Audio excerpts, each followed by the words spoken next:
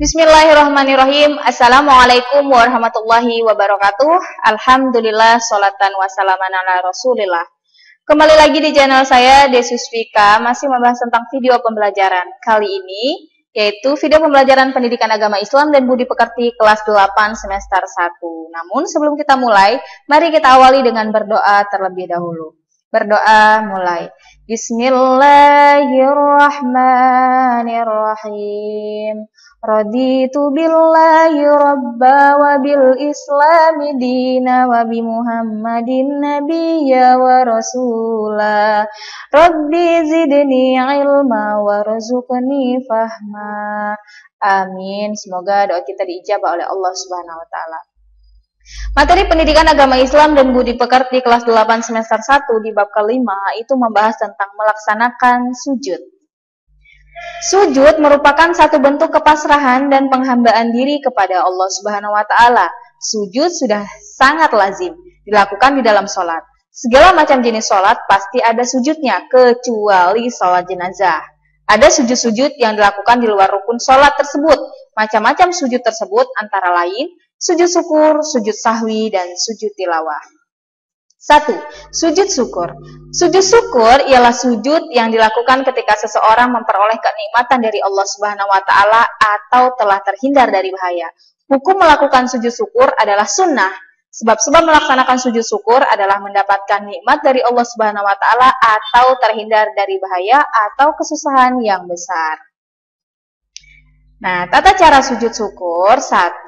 Menghadap kiblat. 2. Niat untuk sujud syukur. 3. Sujud seperti sujud dalam sholat dengan membaca doa sebagai berikut. Subhanallah walhamdulillah wa la ilaha illallah wallahu akbar wa la hawla wa la quwwata illa billahil aliyyil azim. Lalu yang keempat, duduk kembali, dan yang kelima, salam. Niat sujud syukur ialah nawaitu sujud syukri sunnatan lillahi ta'ala. Tata cara melakukannya. 1. Berniat untuk melakukan sujud syukur. 2. Takbir. 3. Sujud dan membaca zikir. 4. Duduk daripada sujud. Dan yang kelima, memberi salam. Sedangkan hikmah dari sujud syukur ialah 1. Orang yang mendapatkan nikmat dan kelebihan kalau tidak berhati-hati dapat lupa diri sehingga menjadi angkuh atau sombong. Orang yang melakukan sujud syukur akan terhindar dari sifat sombong atau angkuh tersebut. 2. Memperoleh kepuasan batin berkaitan dengan anugerah yang diterima dari Allah Subhanahu wa taala. 3. Merasa dekat dengan Allah Subhanahu wa taala sehingga memperoleh bimbingan dan hidayahnya. 4. Memperoleh tambahan nikmat dari Allah Subhanahu wa taala dan selamat dari siksanya. Yang kedua ialah sujud sahwi. Sujud sahwi adalah sujud yang dilakukan karena lupa atau ragu-ragu di dalam sholat. Sujudnya 2 kali dan dilakukan setelah membaca tahiyat akhir sebelum salam. Hukum melakukan sujud sahwi ini ialah sunnah. Nah, sebab-sebab sujud sahwi. 1. Lupa meninggalkan salah satu rukun sholat seperti lupa melakukan ruku, i'tidal atau sujud. Yang kedua, lupa atau ragu jumlah rakaat. Yang ketiga, lupa membaca doa kunut. 4. Lupa melakukan tasyahud awal. Dan yang kelima, kelebihan atau kekurangan dalam jumlah rakaat. Nah, tata cara sujud sahwi ialah 1. Setelah selesai membaca tahiyat akhir, langsung sujud lagi dengan membaca Subhana man la yanamu wa la yashu. Nah, yang kedua, bangun dari sujud disertai dengan mengucap takbir. 3. Kemudian duduk sebentar lalu takbir dan dilanjutkan sujud lagi dengan doa yang sama dengan sujud pertama. 4. Duduk kembali dan diakhiri dengan salam. Nah, tata cara sujud sahwi. 1. Setelah membaca sujud tasyahud akhir, niat sujud sahwi dalam hati. Yang kedua, kemudian sujud sahwi pertama dengan membaca tasbih. Hikmah dari sujud sahwi. Manusia tidak boleh berperilaku sombong dan angkuh karena manusia adalah tempat salah dan lupa.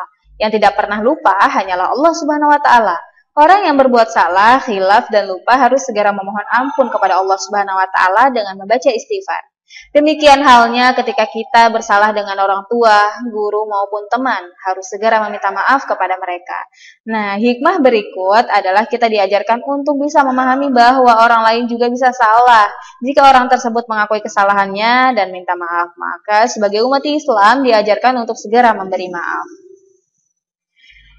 Yang ketiga ialah sujud tilawah. Sujud tilawah adalah sujud yang dilakukan karena membaca ayat-ayat sajadah dalam Al-Quran ketika sholat maupun di luar sholat, baik pada saat membaca, menghafal sendiri, atau pada saat mendengarkannya. Hukum melaksanakan sujud tilawah adalah sunnah. Nah, sebab sujud tilawah.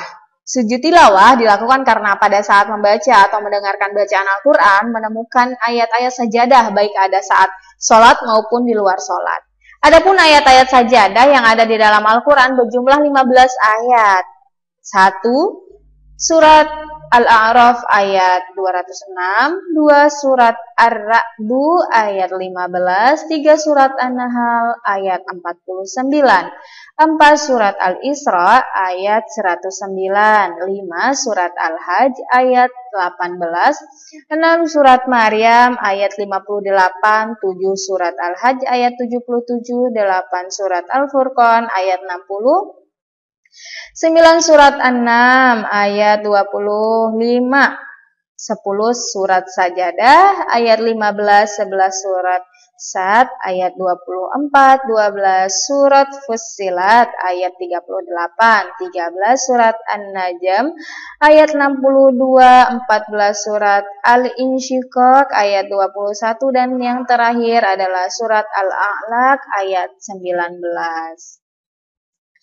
Syarat sujud tilawah yang pertama itu suci dari hadas dan najis, yang kedua menghadap kiblat, dan yang ketiga menutup aurat. Rukun sujud tilawah 1. Niat, 2. Takbiratul ihram, 3. Sujud 1 kali dengan diawali bacaan takbir, 4. Duduk setelah sujud dengan tumakninah tanpa membaca tasyahud, dan yang kelima salam.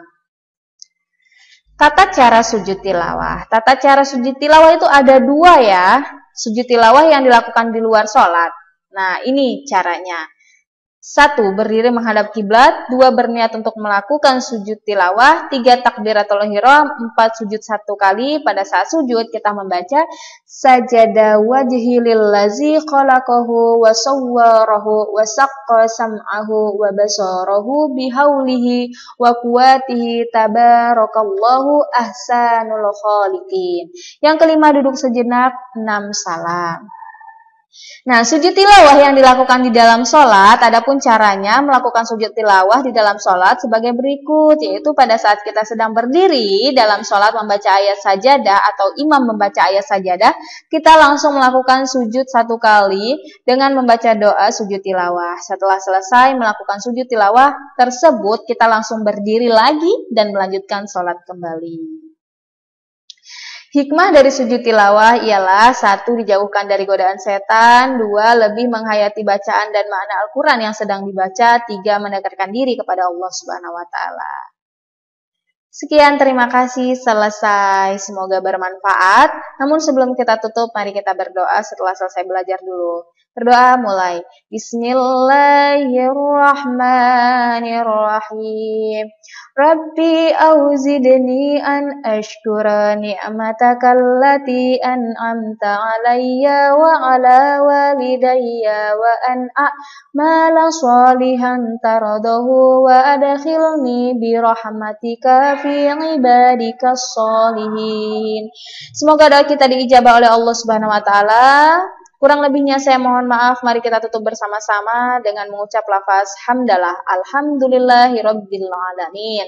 Saya akhiri. Assalamualaikum warahmatullahi wabarakatuh.